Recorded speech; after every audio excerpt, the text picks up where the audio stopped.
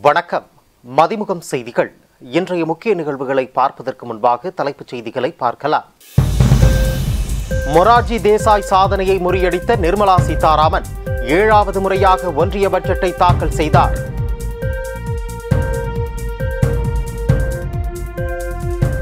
வறுமையை முற்றிலும் ஒழிக்க பட்ஜெட் பாதை அமைத்து கொடுத்துள்ளது. பிரதமர் மோடி பெருமிதம்.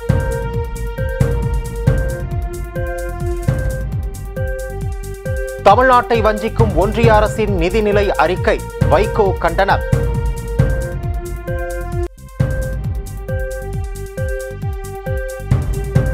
கலைஞர் நூற்றாண்டு உயர் சிறப்பு மருத்துவமனைக்கு நேரில் சென்று ஆய்வு மேற்கொண்டார் முதலமைச்சர் மு.க. ஸ்டாலின்.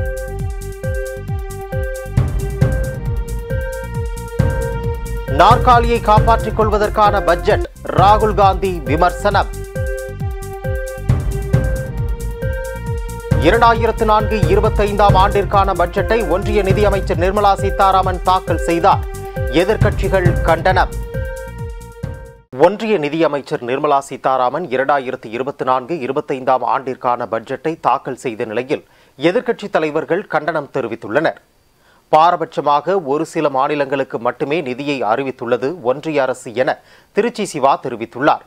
ஒன்றிய அரசின் பட்ஜெட்டில் தமிழ்நாடு என பெயரே வரவில்லை என்றும் ஒன்றிய அரசு மற்ற மாநிலங்களையும் பாரபட்சமின்றி பார்க்க வேண்டும் என்றும் தெரிவித்தார். பாஜகவின் அணுகுமுறை முன்னை விட தற்போது மிக மோசமாக உள்ளது எனவும் பீகார், ஆந்திராவுக்கு கேட்டதையெல்லாம் கொடுத்துவிட்டு பிற மாநிலங்களை வஞ்சிப்பதை ஏற்க முடியாது எனவும் அனைத்து மாநிலங்களையும் பாரபட்சமின்றி ஒன்றிய அரசு நடத்த வேண்டும் என்றும் கூறியுள்ளார். ஒன்றிய அரசின் பட்ஜெட் பெரிதும் ஏமாற்றம் அளிப்பதாக அதிமுக பொதுச் செயலாளர் எடப்பாடி பழனிசாமி கூறியுள்ளார். தற்போதைய அறிவிப்புகளால் விவசாயிகளுக்கு எதிர்பாராத எந்த நன்மைகளும் இருக்காது என தெரிவித்த அவர், தமிழ்நாட்டுக்கு எந்தவிதமான புதிய திட்டங்களும் அறிவிக்கப்படாதது ஏமாற்றம் அளிக்கிறது என தெரிவித்தார். கோதாவரி, காவிரி இணைப்பு குறித்து பட்ஜெட்டில் எந்த ஒரு அறிவிப்பும் இல்லாதது ஏமாற்றம் அளிக்கிறது என பழனிசாமி கூறியுள்ளார். ஒன்றிய பட்ஜெட்டில் தமிழ்நாட்டுக்கு எந்த புதிய திட்டங்களும் அறிவிக்கப்படாதது துரதிருஷ்டவசமானது என சசிகலா தெரிவித்துள்ளார்.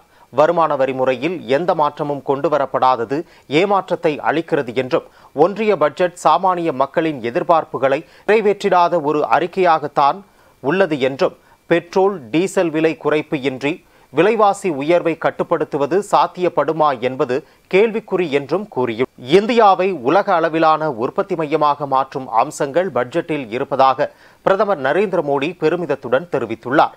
2024-25 நிதியாண்டிற்கான மத்திய பட்ஜெட்டை தாக்கல் செய்து மத்திய நிதியமைச்சர் நிர்மலா சீதாராமன் உரையாற்றினார். இந்நிலையில் இது குறித்து பிரதமர் நரேந்திர மோடி கருத்து தெரிவித்துள்ளார். அப்போது பேசிய அவர், மக்களவையில் மக்களுக்கான பட்ஜெட் தாக்கல் செய்யப்பட்டுள்ளதாக தெரிவித்தார். ஏழைகளுக்கும் இளைஞர்களுக்கும் பெரும் பலத்தை பட்ஜெட் அளிக்கும், நாட்டின் அனைத்து தரப்பு மக்களின் வளர்ச்சிக்கும் அவர்கள் அதிகாரம் பெறவும் பட்ஜெட் வழிவகுக்கும், அனைத்து துறைகளிலும் பெண்களின் பங்களிப்பை ஊக்குவிக்கும் வகையில் பட்ஜெட் தாக்கல் செய்யப்பட்டுள்ளதாகவும் பிரதமர் தெரிவித்தார். இந்தியாவை உலக அளவிலான உற்பத்தி மையமாக மாற்றும் அம்சங்கள் பட்ஜெட்டில் உள்ளதாக தெரிவித்த பிரதமர், பட்ஜெட்டில் கல்வி மற்றும் திறன் மேம்பாட்டிற்கு முக்கியத்துவம் அளிக்கப்பட்டுள்ளதாகவும் தெரிவித்தார். வேலைவாய்ப்பை அதிகரிக்கும் திட்டங்களுக்கு முக்கியத்துவம் தரப்பட்டுள்ளதாக தெரிவித்த பிரதமர், நடுத்தர தொழில் நிறுவனங்களுக்கு கடன் உத்தரவாத திட்டங்கள், மானியங்கள் மற்றும் ஊக்கத்தொகை அறிவிக்கப்பட்டுள்ளதாகவும் ஒவ்வொருவரையும் புதிய தொழில் முனைவோராக மாற்றும் வகையில் பட்ஜெட்டில் சிறப்பம்சங்கள் உள்ளதாகவும் பிரதமர் குறிப்பிட்டார். நாட்டில் வறுமையை முற்றிலும் ஒழிப்பதற்கு மத்திய பட்ஜெட் பாதை அமைத்து கொடுத்துள்ளதாகவும் பிரதமர் மோடி தெரிவித்தார். வெள்ள பாதிப்புகள் குறித்து பட்ஜெட் அறிவிப்பில் தமிழ்நாட்டை நிதியமைச்சர் நிர்மலா சீதாராமன் குறிப்பிடாதது எதிர்க்கட்சியினரிடையே பெரும் அதிருப்தியை ஏற்படுத்தியுள்ளது. இந்த ஆண்டு மக்களவைத் தேர்தல் நடந்ததால் இடைக்கால பட்ஜெட் மட்டும் கடந்த பிப்ரவரி மாதம் தாக்கல் செய்யப்பட்டது. இந்த நிதியாண்டுக்கான முழுமையான பட்ஜெட் தாக்கல் செய்வதில் அரசு மும்முரம் காட்டிய நிலையில் பட்ஜெட் கூட்டத்தொடர் தொடங்கியது. ஆகஸ்ட் 12ஆம் தேதி வரை இந்த கூட்டத்தொடர் நடைபெற உள்ள நிலையில் முக்கிய நிகழ்வான பட்ஜெட் தாக்கல் தொடங்கியது. கடந்த காலங்களில் அனைத்து பட்ஜெட்டையும் பாஜக தனி பெரும்பான்மை பலத்துடன் தாக்கல் செய்த நிலையில் முதன்முறையாக பாஜக தலைமையிலான கூட்டணி அரசு மத்திய பட்ஜெட்டை தாக்கல் செய்து மத்திய நிதியமைச்சர் நிர்மலா சீதாராமன் 7வது முறையாக பட்ஜெட்டை தாக்கல் செய்தார். இதன் மூலம் முந்தைய மொரார்ஜி தேசாய் சாதனையை முறியடித்துள்ளார். உற்பத்தி அதிகரிப்பு, ஊரக மேம்பாடு மற்றும் எரிசக்தி உள்ளிட்ட 9 குறிக்கோள்களை அடிப்படையாக கொண்டு பட்ஜெட் உருவாக்கப்பட்டுள்ளதாக நிர்மலா சீதாராமன் பட்ஜெட் உரையில் தெரிவித்தார். மேலும் ஏழைகள், பெண்கள், இளைஞர்கள், விவசாயிகளை மையப்படுத்தி பட்ஜெட் தயாரிக்கப்பட்டுள்ளது என அவர் தெரிவித்தார். மேலும் பீகாரில் ஆலை அமைக்க ரூபாய் 21,400 கோடியும், வெள்ளத்தடுப்பு அமைக்க 11,500 கோடி ஒதுக்கீடு செய்யப்படும் எனவும், அஸ்ஸாம், இமாச்சல், உத்தரகாண்ட், சிக்கிமில் ஏற்பட்ட வெள்ள பாதிப்புகளில் இருந்து மீண்டு வர மத்திய அரசு உதவிக்கரம் நீட்டும் எனவும் அவர் தெரிவித்தார். வெள்ள பாதிப்புகள் குறித்த பட்ஜெட் அறிவிப்பில் தமிழ்நாட்டை நிதியமைச்சர் நிர்மலா சீதாராமன் குறிப்பிடாதது எதிர்க்கட்சியினரிடையே பெரும் அதிருப்தியை ஏற்படுத்தியுள்ளது. மக்களவையில் தாக்கல் செய்யப்பட்ட பட்ஜெட் நாற்காலியை காப்பாற்றிக் கொள்வதற்கானது என்று எதிர்க்கட்சித் தலைவர் ராகுல் காந்தி விமர்சித்துள்ளார். மத்திய பட்ஜெட்டை விமர்சித்து எதிர்க்கட்சித் தலைவர் ராகுல் காந்தி எக்ஸ் தளத்தில் பதிவிட்டுள்ளார். அதில் நாற்காலியை காப்பாற்றிக் கொள்வதற்கான பட்ஜெட்டாகவே அமைந்துள்ளதாக விமர்சித்துள்ளார். கூட்டணி கட்சிகள் ஆளும் மாநிலங்களை திருப்திப்படுத்தும் விதமாகவே பட்ஜெட் உள்ளது. சாமானிய இந்தியர்கள் எவ்வித பலனும் இல்லாத வகையில் ஏஏவுக்கு, அதாவது அம்பானி அதானிக்கு பலன் தரும் விதமாக உள்ளதாகவும் விமர்சித்துள்ளார்.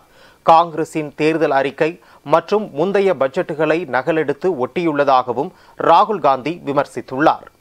கலைஞர் நூற்றாண்டு உயர் சிறப்பு மருத்துவமனைக்கு நேரில் சென்று தமிழ்நாடு முதலமைச்சர் மு.க.ஸ்டாலின் திடீர் ஆய்வு மேற்கொண்டார். தமிழ்நாடு முதலமைச்சர் மு.க.ஸ்டாலின் அவர்கள் இன்று சென்னை கிண்டியில் அமைந்துள்ள கலைஞர் நூற்றாண்டு உயர் சிறப்பு மருத்துவமனைக்கு நேரில் சென்று திடீர் ஆய்வு மேற்கொண்டு அங்கு சிகிச்சை பெற்று வரும் நோயாளிகளிடம் அளிக்கப்பட்டு வரும் சிகிச்சை விவரங்கள் மற்றும் மருத்துவமனையின் சிகிச்சை வசதிகள் குறித்து கேட்டறிந்தார். இந்த மருத்துவமனையில் செயல்பட்டு வரும் அவசர பிரிவில் சிகிச்சை பெற்று வரும் நோயாளிகளின் உடல்நிலை குறித்து விசாரித்ததோடு அந்த நோயாளிகளின் உறவினர்களுடன் உரையாடினார். மேலும் நரம்பியல் சிகிச்சை பிரிவிற்கும் சென்று அங்கு உள்ள நோயாளிகளை சந்தித்து அவர்களுக்கு வழங்கப்படும் இயன்முறை சிகிச்சையையும் பார்வையிட்டார். இதையடுத்து இங்கு செயல்பட்டு வரும் இதய கேத்லாப் ஆய்விற்கு சென்று ஆய்வு செய்து நோயாளிகளிடம் சிகிச்சை விவரங்கள் குறித்து மருத்துவ வசதிகள் குறித்தும் கேட்டறிந்தார். அதனைத் தொடர்ந்து நோயாளிகளுக்கு உணவு வழங்கப்படும் உணவு கூடத்திற்கு முதலமைச்சர் அவர்கள் சென்று அங்கு நோயாளிகளுக்கு வழங்கப்படும் உணவின் தரத்தினை சுவைத்து பார்த்து ஆய்வு செய்தார். பின்னர் பணியாளர்களின் வருகை பதிவேடு, மருந்துகள் இருப்பு பதிவேடு போன்றவற்றை முதலமைச்சர் அவர்கள் பார்வையிட்டு ஆய்வு செய்து அதன் விவரங்கள் குறித்து கேட்டறிந்தார். அதிக எண்ணிக்கையில் நோயாளிகள் வந்து செல்லும் இந்த மருத்துவமனைக்கு கூடுதல் மருத்துவர்கள், செவிலியர்கள் மற்றும் பராமரிப்பு பணியாளர்களை நியமிக்குமாறும், டயாலிசிஸ் சிகிச்சை பிரிவிற்கு கூடுதல் டயாலிசிஸ் இயந்திரங்களை வழங்குமாறும் ஆணையிட்டார். இந்த ஆய்வின் போது முதலமைச்சர் அவர்கள் மருத்துவமனை முதல்வர் மற்றும் மருத்துவர்களிடம் மருத்துவமனையை தூய்மையாகவும் சுகாதாரமாகவும் தொடர்ந்து பராமரிக்க வேண்டும் என்றும், நோயாளிகளுக்கு தேவையான சிகிச்சைகளை காலதாமதமின்றி வழங்கிட வேண்டும் என்றும், அத்தியாவசிய மருந்துகள் தேவையான அளவிற்கு இருப்பு வைத்திருப்பதை உறுதி செய்திட வேண்டும் என்றும் அறிவுறுத்தினார். இந்த ஆய்வின் போது கலைஞர் நூற்றாண்டு உரை சிறப்பு மருத்துவமனை முதல்வர் டாக்டர் பராசக்தி, சிறப்பு அலுவலர் டாக்டர் ரமேஷ், மருத்துவர்கள் மற்றும் அரசு உயர் அலுவலர்கள் உடனிருந்தனர்.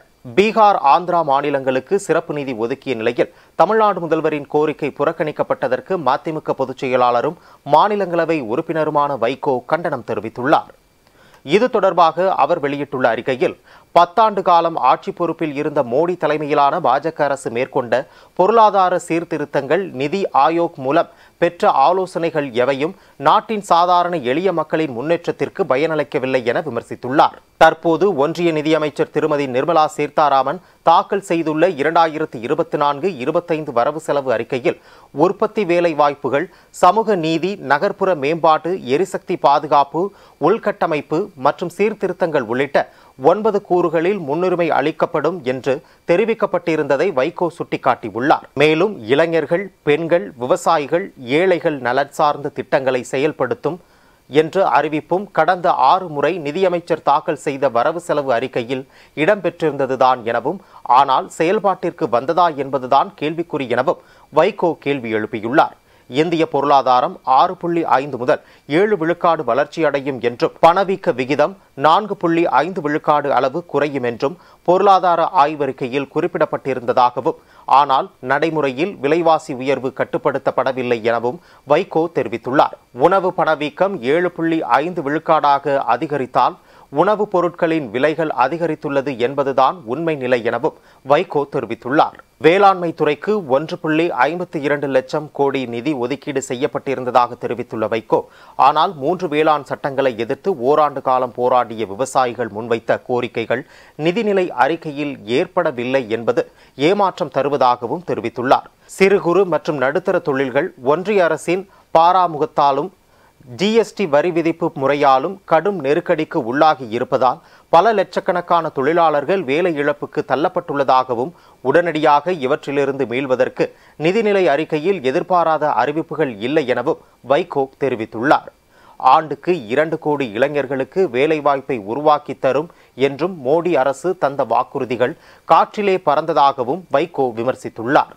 இந்நிலையில் தற்போது ரூபாய் 2 லட்சம் கோடி செலவில் 4.1 கோடி இளைஞர்களுக்கு 5 ஆண்டுகளில் வேலைவாய்ப்பு திறன் பயிற்சி மட்டும் அளிக்கப்படும் என்று கூறியிருப்பதும் 500 முன்னணி நிறுவனங்களில் 1 கோடி இளைஞர்களுக்கு இன்டர்ன்ஷிப் வழங்கப்படும் என்ற அறிவிப்பு படித்த இளைஞர்களுக்கு ஏமாற்றத்தையே தருவதாகவும் வைகோ தெரிவித்துள்ளார். அசாம், உத்தரகாண்ட், சிக்கிம், இமாச்சல பிரதேசம் உள்ளிட்ட மாநிலங்களில் வெள்ள பாதிப்பு சிறப்பு நிதி ஒதுக்கியுள்ள ஒன்றிய அரசு மழை வெள்ளத்தால் பாதிக்கப்பட்ட தமிழ்நாட்டிற்கு நிதி ஒதுக்கீடு செய்யாமல் வஞ்சித்திருப்பது கடும் கண்டனத்துக்குரியது எனவும் வைகோ தெரிவித்துள்ளார். அதைப்போல பீகார், ஆந்திரா, ஜார்க்கண்ட் உள்ளிட்ட மாநிலங்களுக்கு சிறப்பு திட்டங்களை செயல்படுத்த நிதி ஒதுக்கீடு செய்துள்ள நிலையில் தமிழ்நாடு முதலமைச்சர் வைத்த கோரிக்கைகளை ஒன்றிய நிதி அமைச்சர் புறந்தள்ளி இருப்பதாகவும் வைகோ தெரிவித்துள்ளார். சென்னை மெட்ரோ ரயில் திட்டத்திற்கு நிதி ஒதுக்கீடு இல்லை என தெரிவித்துள்ள வைகோ, கோவை மற்றும் மதுரை மெட்ரோ ரயில் திட்டங்கள் மற்றும் ஏற்கனவே அறிவிக்கப்பட்டுள்ள மற்றும் புதிய ரயில்வே திட்டங்களுக்கு போதிய நிதி ஒதுக்கீடு இல்லை எனவும் தெரிவித்துள்ளார். பணமதிப்பு இழப்பு, ஜிஎஸ்டி, கொரோனா தாக்கம், மின் கட்டண உயர்வு உள்ளிட்டவற்றால் அடுத்தடுத்து நெருக்கடிகளை சந்தித்து வரும் கோவை மாவட்ட தொழில்துறை வளர்ச்சிக்கு திட்டங்கள் எதுவும் இல்லாததும் மிகுந்த ஏமாற்றம் அளிப்பதாகவும் வைகோ தமது அறிக்கையில் குறிப்பிட்டுள்ளார்.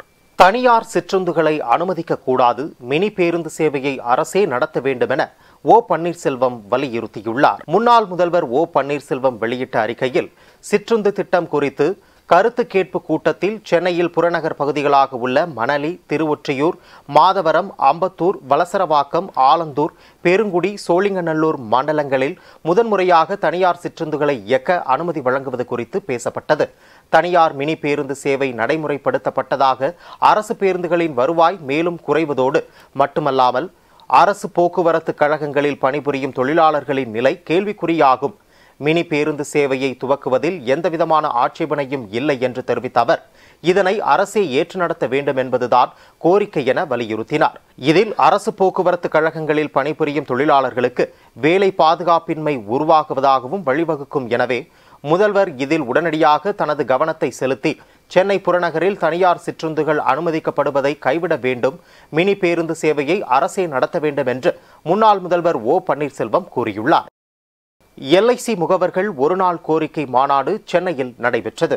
இதில் அகில இந்திய தலைவர் ரன்வீர் சர்மா, பொதுச் செயலாளர் மார்க்கண்டேலு, அரசியல் குழு தலைவர் ராஜபதி ராய் உட்பட அகில இந்திய தலைவர்கள் 500க்கும் மேற்பட்ட முகவர்கள் பலர் கலந்து கொண்டனர். இதில் பேசிய தென்மண்டல ஆய்வு காப்பீட்டு முகவர்கள் சங்க பொதுச் செயலாளர் JKM பழனி, இந்த கோரிக்கை மாநாட்டில் முக்கிய கோரிக்கைகளான பாலிசிதார்களுக்கான போனஸ் தொகையை உயர்த்தி கொடுக்க வேண்டும், பாலிசி மேல் கடன் வாங்கும் போது 9.5% வட்டியை விதிக்கிறார்கள், அதை 5% குறைக்க வேண்டும், பாலிசி மேல் உள்ள போனஸ் மிகவும் குறைவாக உள்ளது, அதை உயர்த்தி கொடுக்க வேண்டும், நுகர்வோருக்கான கமிஷனை உயர்த்தி கொடுக்க வேண்டும், பணிக்கொடை 5 லட்சம் வழங்கப்படுகிறது, அதை 10 லட்சமாக வழங்க வேண்டும் உள்பட பல்வேறு கோரிக்கைகளை மத்திய அரசுக்கு கோரிக்கையாக முன்வைத்திருக்கிறோம் என தெரிவித்தார். எல்ஐசி முகவர்கள் தங்கள் கோரிக்கைக்கான மாநாடாக இன்றைக்கு ஒரு மாபெரும் பொதுக்குழு கூட்டத்தை நடத்தி கொண்டிருக்கிறோம். அகில இந்திய தலைவர் ரன்வீர் சர்மா, பொதுச் செயலாளர் மார்க்கண்டேலு, அரசியல் குழு தலைவர் கஜபதி ராவ் மற்றும் தலைவர்கள் எல்லாம் வந்திருக்காங்க. முகவர்களுக்கு மெயின் கோரிக்கை என்னென்னா, பாலிசிதாரர்களுக்கு கொடுக்குற போனஸ் தொகையை உயர்த்தி கொடுக்கணும். பாலிசி மேலே கடன் வாங்கும் பொழுது 9.5% வட்டி விதிக்கிறாங்க, அதை 5% குறைக்கணும், இது கோரிக்கை. பாலிசி மேலே இருக்கிற போனஸ் மிகவும் குறைக்கப்பட்டிருக்கிறது, அதை உயர்த்தி கொடுக்க வேண்டும், இது கோரிக்கை. முகவர்களுக்கான கமிஷனை உயர்த்தி வழங்க வேண்டும், முகவர்களுக்கு ப்ராவிடென்ட் ஃபண்டு, வெல்ஃபேர் ஃபண்டு, சேமநல நிதி அதெல்லாம் கொடுக்கணும்னு எங்களுடைய கோரிக்கை. அதே போல் CLIA முகவர்கள் அவங்களுடைய கோரிக்கைகள் எல்லாரும் நம்மளோட பெனிஃபிட் எல்லாம் கிடைக்கணும் அப்படிங்கிறதுனா கோரிக்கை. குழு காப்பீட்டு திட்டம், முகவர்களின் குழு காப்பீட்டு திட்டம் 20 லட்சம் ரூபா வரைக்கும் குழு காப்பீடு வழங்க வேண்டும். பணிக்கொடை இப்போ 5 லட்சமாக கொடுக்குறாங்க, அதை 10 லட்சமாக உயர்த்தி கொடுக்கணும். குழு காப்பீட்டுக்கான வயது வரம்பை நீக்க வேண்டும், ஏஜ் லிமிட்டை வந்து நீக்கணும். அது 69 வயசு வரைக்கும் தான் தர்றாங்க. 80 வயசு வரைக்கும் இருக்கிற ஒரு பாலிசிதாரர், ஒரு ஏஜென்ட்டு பிஸ்னஸ் கொடுத்தா வாங்கிக்கிற எல்ஐசி, அந்த முகவர்கள் இறந்து போனால் அவர்களுக்கு குழு காப்பீடை தர வேண்டும். இது போன்ற கோரிக்கைகளுக்காக இன்றைக்கு இங்கே தமிழ்நாடு, கேரளா, பாண்டிச்சேரி உள்ளிட்ட 1000க்கும் மேற்பட்ட முகவர்கள் இங்கே கூடியிருக்கிறார்கள். எங்கள் தலைவர்கள் அவர்கள் மத்தியில் அந்த கோரிக்கைகளை வலியுறுத்தி பேச இருக்கிறார்கள். நன்றி.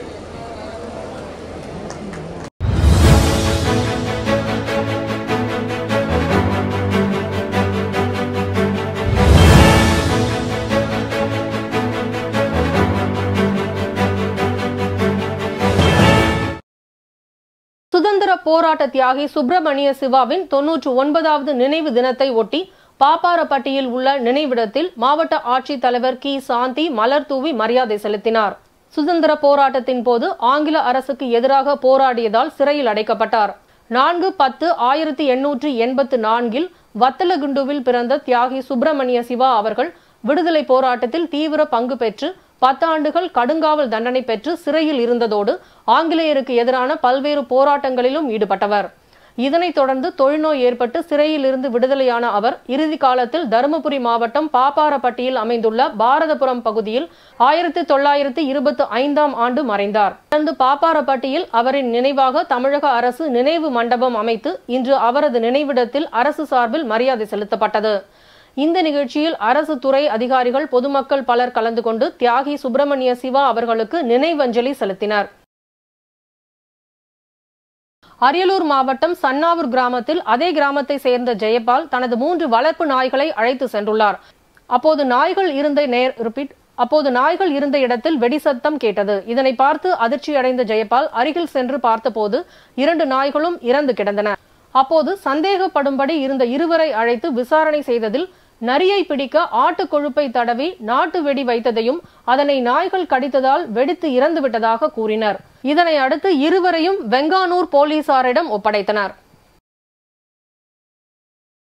திருவள்ளூர் நகராட்சிக்கு உட்பட்ட 13வது வார்டு புங்கத்தூர் லட்சுமிபுரம் பகுதியில் வசிக்கும் பாளையம் என்ற மூதாட்டி கிராம நத்தம் நில வகைப்பாட்டில் குடிசை வீடு கட்டி தனது மகள் மற்றும் பேரன் பேத்திகளுடன் பூர்வீகமாக வசித்து வந்துள்ளார்.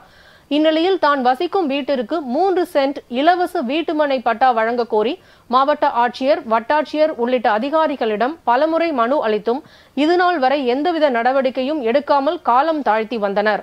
கிராம நத்தம் நிலம் என்பது கிராமத்தில் வீட்டுமனை இல்லாமல் வசிக்கும் ஏழை எளிய மக்களுக்கு இலவச வீட்டுமனை வழங்கும் நிலம்தான் கிராம நத்தம் நிலம் என்பது அரசு விதிமுறை. இந்த விதிமுறைகளுக்கு மாறாக பணக்கார நபர்களுக்கு சட்டவிரோதமாக பட்டா வழங்கப்பட்டுள்ளதாக கூறப்படுகிறது. இதனை அறிந்த மூதாட்டி உறவினர்கள் மற்றும் அப்பகுதி பொதுமக்கள் தடுத்து நிறுத்தி சட்டத்திற்கு புறம்பாக வழங்கப்பட்ட பட்டாவை ரத்து செய்து பட்டா வழங்கிய அரசு அதிகாரிகள் மீது நடவடிக்கை எடுக்க வேண்டும் என்றும் பூர்வீகமாக குடிசை வீட்டில் வசித்து வரும் மூதாட்டிக்கு இலவச வீட்டுமனை பட்டா வழங்க வேண்டும் என அப்பகுதி மக்கள் கோரிக்கை வைத்துள்ளனர். லட்சுமிபுரம் புங்குத்தூர் நாங்க ஐயா 80 வருஷ காலமாக நாங்கள் வாழ்ந்துன்னு வந்துடுவோம். எங்கள் அம்மா பேர் பாளையன்றவங்க, மூடாட்டி ஆகிட்டாங்க. அவ்வளோ காலமாக வாழ்ந்துன்னுக்குறாங்க. எத்தனையோ வருஷமாக தாயாக கூட இருக்கிறேன். நான் கஷ்டப்படுகிறேன் தாயாக கூட. திடீர்னு வந்து வழுக்கு போட்டோம், ஒரு அடங்கில் எங்களை வந்து மிரட்டி என் வீட்டெல்லாம் இடித்து நாசனம் பண்ணி எவ்வளோ கோலம் பண்ணிட்டார் எங்களை. நாங்கள் ஏழைகள் ஐயா, எங்களால் முடியல. எங்களுக்கு உதவி செய்ய வேண்டும். எங்களுக்கு தேவையானதை வாங்கி கொடுங்க ஐயா. நாங்கள் ரொம்ப கஷ்டப்படுகிறோம். கத்தி எத்தனை வந்து மிரட்டி அசிங்கப்படுத்தி என்னை மானக்கேடு எடுத்தார் அவர். முடியல. அசோக் என்ற பிடி மெடிக்கல் நல்ல வழிக்கிறது ஐயா. 85 வருஷமா இருக்கிறாங்க அம்மா. 80 வருஷமா இருக்கிறோம். அந்த 80 வருஷமா என் தாயா கூட தான் நான் வாழ்ந்துன்னு இருக்கிறேன். அந்த 80 வருஷமா எத்தனையோ பணமாறுகள், எத்தனையோ இடங்கள் புத்தும் பூடுமா இருந்த இடத்துல நாங்கள் வாழ்ந்து கொண்டு இருக்கிற இடத்துல இந்த வருஷம் இப்போ வந்து என் வீட்டை இடிச்சு என் தாயை என்னை நடுத்தர நிற்க வச்சுட்டாரு. கேட்டா மிரட்டு, கொலை பண்ணிடுவேன் அப்படி இப்படின்னு. 3 பேர் ஆந்திராக்காரங்க, 2 பேர் அசோக் பிடி மெடிக்கல் அவரு இந்த வண்டி எடுத்துட்டு வந்து இந்த வீட்டை இடிச்சு நாசனம் பண்ணிட்டாரு. எங்களால முடியல ஐயா. அவங்க இடம்னு சொல்றாங்க. எங்களுக்கு பேச முடியல. போலீஸ் வச்சு எங்களை மிரட்டுறாங்க. எங்களால் முடியல. எங்களை அப்படியே அராஜகம் பண்ணுறாங்க. பிடி மெடிக்கலில் ரொம்ப அராஜகம் பண்ணுறாங்க. என்னால் முடியல ஐயா. நாங்கள் வந்து ஏழைங்க, பணத்தை வாரி கொட்டுறான். உன்னை எதை செய்யனா செய்வேன் நான் அப்படின்னு சொல்கிறேன் ஐயா. ஏதாவது ஒரு முடிவு எடுங்க ஐயா.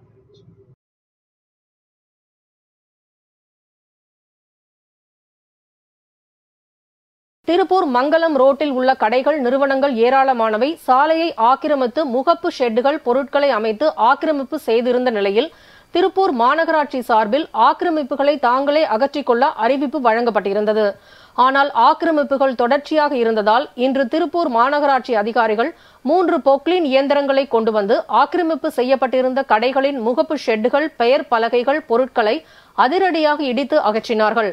திடீரென ஆக்கிரமிப்புகள் இடித்து அகற்றப்பட்ட சம்பவம் பரபரப்பினை ஏற்படுத்தியுள்ளது. செங்கல்பட்டு மாவட்டம் மதுராந்தகம் அடுத்த பெரும்பாக்கத்தில் சுமார் 2 கிலோமீட்டர் தூரத்தில் பெரும்பாக்கம் எல்லைக்குட்பட்ட வனப்பகுதி உள்ளது. அதன் அருகாமையில் குடிநீருக்கு ஆதாரமான ஏரி உள்ளது. இன்று காலை சுமார் 3 வயதுள்ள ஆண் புள்ளிமான் ஒன்று ஏரியில் தண்ணீர் குடிக்க வந்துள்ளது. அங்கிருந்த வெறிநாய்கள் புள்ளிமானை துரத்தி கடித்துள்ளது. இதில் பயந்து போன புள்ளிமான் தண்ணீருக்குள் குதித்து மூச்சு திணறி இறந்துள்ளது. இறந்த மானை கண்ட அப்பகுதி கிராம மக்கள் வனத்துறைக்கு தகவல் அளித்தனர். வனத்துறையினர் இறந்த மானை மீட்டு வனப்பகுதியில் புதைத்தனர். புள்ளிமானை கண்டதில் கிராம மக்களுக்கு மகிழ்ச்சி எனினும் மான் இறந்ததால் கிராம மக்கள் வருத்தமடைந்தனர். தமிழக அரசை கண்டித்து உள்ளாட்சி ஊழியர்கள், மேல்நிலை குடிநீர் தொட்டி ஆபரேட்டர்கள், தூய்மை காவலர்கள், தூய்மை பணியாளர்கள், துப்புரவு தொழிலாளர்கள், டெங்கு தடுப்பு தொழிலாளர்கள் இணைந்து மயிலாடுதுறை மாவட்ட ஆட்சியர் அலுவலகம் எதிரே நடைபெற்ற ஆர்ப்பாட்டத்தில் உயர்நீதிமன்ற தீர்ப்பின் படிமாத ஊதியமாக 14,593 ரூபாய் வழங்க வேண்டும், 7வது ஊதிய குழு பரிந்துரைப்படி ஊதிய உயர்வினை வழங்க வேண்டும், அரசாணை உத்தரவுப்படி ஊதிய உயர்வு நிலுவைத் தொகையை வழங்க வேண்டும், ஒரு நாள் ஊதியமாக 533 வழங்க வேண்டும் என்பன உள்ளிட்ட கோரிக்கைகளை வலியுறுத்தி கோஷங்களை எழுப்பினர். இதில் ஏராளமான ஊழியர்கள் பங்கேற்றனர்.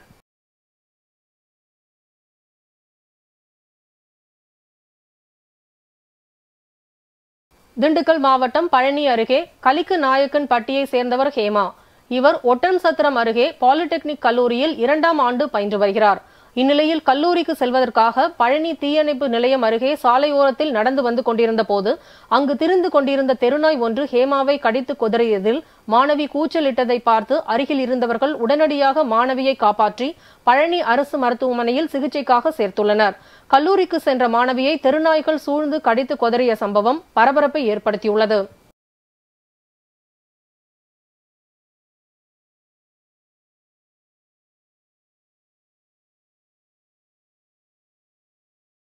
திருப்பத்தூர் மாவட்டம் வாணியம்பாடி அடுத்த இந்திரா நகர் பகுதியில் ஊராட்சி ஒன்றிய நடுநிலைப் பள்ளி இயங்கி வருகிறது. இதில் 1 முதல் 8ஆம் வகுப்பு வரையில் 125க்கும் மேற்பட்ட மாணவர்கள் பயின்று வரும் நிலையில் மாலை வேளையில் பள்ளியில் வகுப்பறை நடந்து கொண்டிருந்த சமயத்தில் திடீரென சுமார் 3 அடி நீளமுள்ள விஷப்பாம்பு ஒன்று வகுப்பறையில் புகுந்துள்ளது. இதனால் மாணவர்கள் பாம்பை கண்டு கூச்சலிட்டுள்ளனர். வகுப்பறையில் இருந்து பாதுகாப்பாக மாணவர்களை வேறு வகுப்பறைக்கு மாற்றிய ஆசிரியர்கள் தீயணைப்பு துறையினருக்கு தகவல் அளித்ததன் பேரில் தீயணைப்பு துறையினர் பாம்பை லாவகமாக பிடித்து அப்புறப்படுத்தியுள்ளனர்.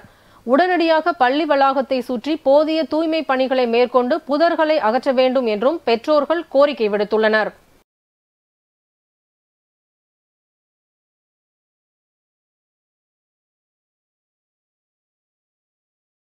ராணிப்பேட்டை மாவட்டம் முத்துக்கடை பேருந்து நிலையத்தில் தமிழ்நாடு ஊரக வளர்ச்சி மற்றும் உள்ளாட்சி ஊழியர் சங்கத்தின் சார்பில் மாவட்ட தலைவர் தவராஜ் தலைமையில் தூய்மை பணியாளர்கள், காவலர்களுக்கு குறைந்தபட்ச சட்டக்கூலி அமல்படுத்த வேண்டும், அதேபோல் நகராட்சி நிர்வாகத்தில் அவுட் சோர்சிங் தனியார் மைய அரசாணையை ரத்து செய்ய வேண்டும், புதிய பென்ஷன் திட்டத்தை ரத்து செய்து பழைய பென்ஷன் திட்டத்தை வழங்கிட வேண்டும் என்பன உள்ளிட்ட கோரிக்கைகளை முன்வைத்து தூய்மை பணியாளர்கள் மற்றும் தூய்மை காவலர்கள், பெண்கள் என ஏராளமானோர் ஒன்று திரண்டு தமிழக அரசுக்கு எதிராக கண்டன கோஷங்களை வெளிப்படுத்தி ஆர்ப்பாட்டத்தில் ஈடுபட்டனர்.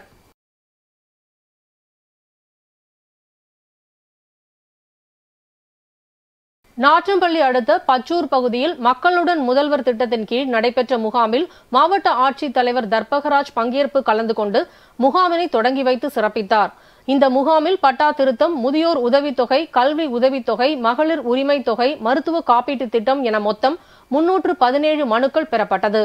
மேலும் இந்த முகாமில் கலந்து கொண்ட ஜோலார்பேட்டை சட்டமன்ற உறுப்பினரும் திருப்பத்தூர் திமுக மாவட்ட செயலாளருமான தேவராஜ் பெறப்பட்ட மனுக்கள் மீது உடனடியாக தீர்வு காண வேண்டும் என துறை சார்ந்த அதிகாரிகளுக்கு பரிந்துரை செய்தார்.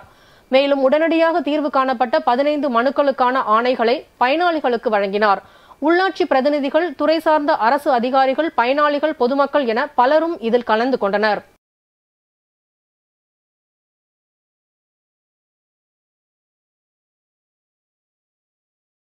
வேலூர் மாவட்டம் குடியாத்தம் அடுத்த மேல்பட்டி காவல் நிலையத்தில் கடந்த 1/10/2013 ஆண்டு கோபி கள்ளச்சாராய வழக்கில் கைது செய்யப்பட்டு விசாரணையின் போது காவல் நிலையத்திற்கு உள்ளேயே உயிரிழந்த வழக்கில் காவல் ஆய்வாளர் மற்றும் சிறப்பு உதவி ஆய்வாளர் உள்ளிட்ட 3 பேருக்கு 7 ஆண்டுகள் சிறை தண்டனை விதித்து நீதிமன்றம் உத்தரவு பிறப்பித்துள்ளது. வழக்கை சிபிசிஐடி காவல்துறையினர் விசாரித்து வந்த நிலையில் ஆய்வாளர் முரளிதரன், சிறப்பு உதவி ஆய்வாளர் உமாசங்கர், சிறப்பு உதவி ஆய்வாளர் இன்பரசன் ஆகிய 3 தண்டனை விதித்து வேலூர் மாவட்ட முதன்மை மற்றும் அமர்வு நீதிமன்ற நீதிபதி உத்தரவு பிறப்பித்துள்ளார்.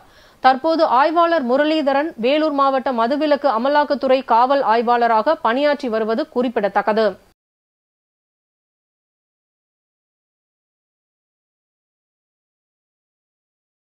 விருதுநகர் பழைய பேருந்து நிலையம் அருகில் அம்மா மக்கள் முன்னேற்ற கழகம் சார்பில் கழக பொதுச் செயலாளர் டிடிவி தினகரன் ஆணைக்கிணங்க தமிழகத்தில் புதிதாக அமல்படுத்தியுள்ள மின் கட்டண உயர்வு, சட்ட ஒழுங்கு சீர்கேடு, போதைப் பொருள் புழக்கத்தை ஒழிக்க வேண்டும் என பல்வேறு பிரச்சினைகளை முன்னிறுத்தி தமிழகத்தில் ஆளும் திமுக அரசை கண்டித்து விருதுநகர் அம்மா மக்கள் முன்னேற்ற கழகம் சார்பில் கண்டன ஆர்ப்பாட்டம் நடைபெற்றது.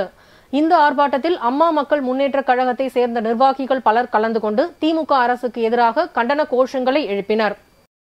இன்றைய தங்கம் வெள்ளி விலை வழங்குவோர் ஆட்டிகா கோல்ட் கம்பெனி.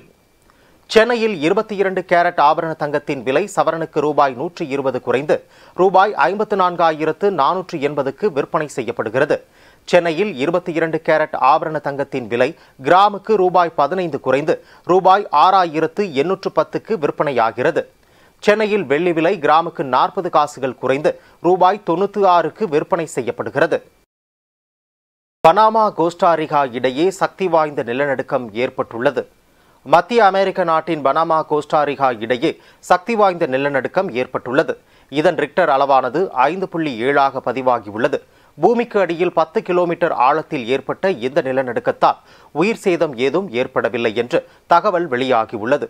மேலும் திடீரென ஏற்பட்ட இந்த இயற்கை சீற்றத்தால் மக்கள் பெரிதும் அச்சமடைந்துள்ளனர். மீண்டும் தலைப்புச் செய்திகள். மொரார்ஜி தேசாய் சாதனையை முறியடித்த நிர்மலா சீதாராமன் 7வது முறையாக ஒன்றிய பட்ஜெட்டை தாக்கல் செய்தார்.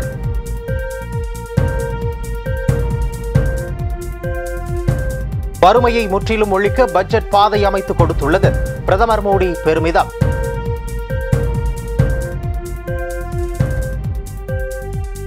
தமிழ்நாட்டை வஞ்சிக்கும் ஒன்றிய அரசின் நிதிநிலை அறிக்கை, வைகோ கண்டனம்.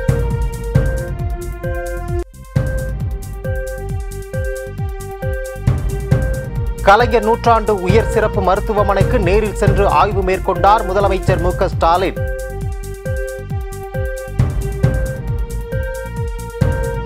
நாற்காலியை காப்பாற்றிக் கொள்வதற்கான பட்ஜெட், ராகுல் காந்தி விமர்சனம்.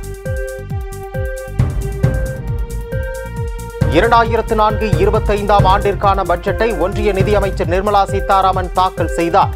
எதிர்க்கட்சிகள் கண்டனம். இத்துடன் செய்திகள் நிறைவடைந்தன. மீண்டும் செய்திகள் பிற்பகல் 1:30 மணிக்கு. மேலும் செய்திகளை தெரிந்து கொள்ள மதிமுகம் பிரைம் யூடியூப் தளத்தில் இணைந்திருங்கள்.